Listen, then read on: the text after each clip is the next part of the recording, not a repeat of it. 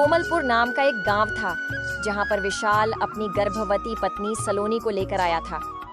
विशाल को इस बात की भनक भी नहीं थी कि इस गांव में एक ऐसा श्राप है जो उसके होने वाले बच्चे को खतरे में डाल सकता है। विशाल ने कोमलपुर में एक नया घर ले लिया था और उसकी अपनी सलोनी 8 महीने की गर्भवती थी।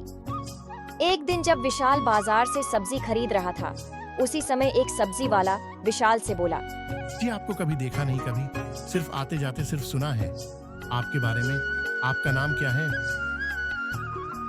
जी, मेरा नाम विशाल है। मैं इस गांव में नया हूँ। क्या मैं जान सकता हूँ कि आपने मेरे बारे में क्या सुना है? यही कि कोई गांव में आया है अपनी गर्भवती पत्नी को लेकर। दरअसल मैं भी इस गांव का नहीं हूँ, और सिर्फ मैं ही नहीं, इस गांव के सारे आदमी बाहर गांव से यहाँ आते हैं और यहाँ की लड़की से शादी करते हैं। विशाल को सब्जी वाले की बात कुछ खटकती है, मगर वो उसकी बात को अनसुना करके अपने घर चला गया। थोड़े ही हफ्तों बाद सलोनी ने एक लड़के को जन्म दिया और उसका नाम कार्तिक रखा। मगर जैसे ही विशाल सलोनी से मिलने आता है तो वह देखता है कि सलोनी कार्तिक को देखकर रो रही है। ये देखकर विशाल सलोनी से पूछने लगता है, क्या हुआ? तुम इतना रो क्यों रही हो? कार्तिक को देखकर यह तो खुशी का समय है। हमें एक लड़का हुआ है। चुप रहो, सब तुम्हारी वजह से हुआ है। मेरा कार्तिक सिर्फ 9 दिन ही जिएगा, मेरा बेटा। क्या हुआ? ऐसा क्यों कह रही हो? मुझे इस गांव की औरतों ने बताया है कि जो लड़का इस गांव में पैदा होता है वो 9 दिन बाद गायब हो जाता है। यह इस गांव का श्राप है। इसलिए इस गांव में जितने भी आदमी हैं वह सब बाहर के गांव से आए हैं और यहाँ उनकी जनसंख्या भी बहुत कम है। विशाल सोच में पड़ गया और अपनी पत्नी को आश्वासन देता है, सलोनी, मेरी पत्नी, तुम बिल्कुल चिंता मत करना। मैं कार्तिक को कुछ नहीं होने दूंगा। यह कहकर विशाल बाजार की ओर भागता है और उस सब्जी वाले के पास जाता है और उससे कहता है,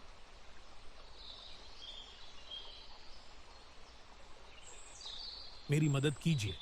आपको मुझे श्राप के बारे में बताना होगा। मुझे लड़का हुआ है, मैं उसे खोना नहीं चाहता। भाई, तुम क्या बात कर रहे हो? मुझे कुछ समझ में नहीं आ रहा है। कुछ सब्जियां चाहिए तो बोलो, ये श्राप वगैरह की कहानी मैं यहाँ नहीं बेचता हूँ। देखो, तुम्हें मेरी मदद करनी होगी। तुम्हारा नाम क्या है?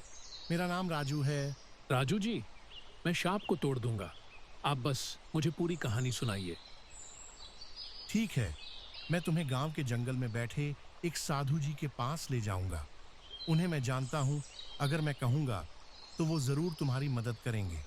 चलो। राजू अपनी सब्जी का दुकान बंद कर देता है और विशाल को जंगल की ओर ले जाता है जहां साधु अपनी साधना में लगे हुए थे। जैसे ही राजू और विशाल साधु के पास पहुंचते हैं, साधु राजू से बोलते हैं,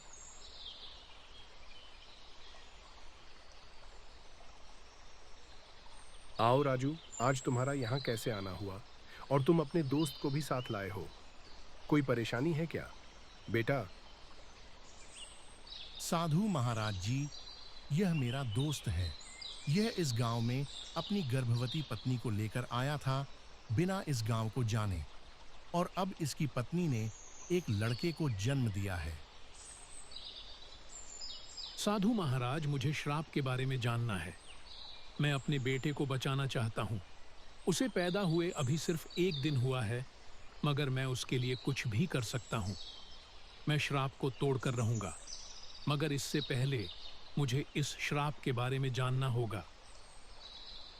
मैं तुम्हारा दुख समझता हूँ बेटा। आओ मेरे सामने बैठो। मैं तुम्हें उस माँ की कहानी सुनाता हूँ जिसकी पीड़ा ने इस गांव को ऐसा श्राप दिया। कई साल पहले एक गर्भवती औरत कोमलपुर में आई थी। उसका पति तब गुजर गया था जब वह 8 महीने की गर्भवती थी।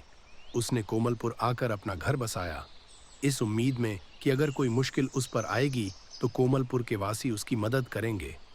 उसके पति के बचे हुए थोड़े बहुत पैसों से वह हर दिन कुछ खाने के लिए लाकर गुजर बसर करती थी। एक दिन जब वह बाजार में सब्जियां खरीदने के लिए जा रही थी, तभी उसे रास्ते में गांव का मुखिया मिलता है और उससे कहता है, दोस्तों, हमारे चैनल को लाइक और सब्सक्राइब जरूर करें यहाँ पर आपको हर दिन नए और मजेदार वीडियो मिलेंगे। अगर आप हमारे साथ जुड़े रहना चाहते हैं और सबसे पहले वीडियो देखना चाहते हैं तो सब्सक्राइब बटन दबाएं और बेल आइकन को जरूर ऑन करें ताकि कोई भी नोटिफिकेशन मिस ना हो। आपका प्यार और समर्थन ही हमें और बेहतरीन कंटेंट लाने की प्रेरणा देता है।